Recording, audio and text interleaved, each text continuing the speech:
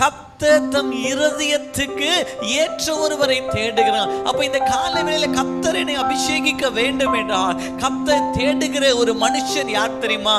கர்த்தருடைய இருதயத்துக்கு ஏற்றவன். எனக்கு நிறைய தாளந்துகள் இருக்கு, அவர்களை தேடல.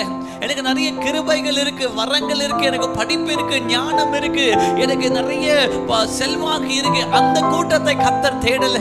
கர்த்தர் ஒரு மனுஷனை தேடுகிறார். யார் தெரியுமா?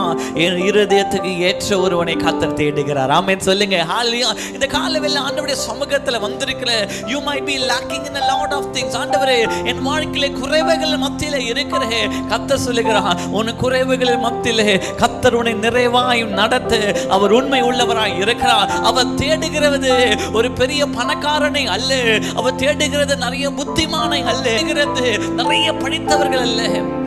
இந்த காலையில் அவர் தேடுகிற ஒரு கூட்டம் இருக்கு, அவருடைய இருதயத்துக்கு ஏற்றவர்கள்.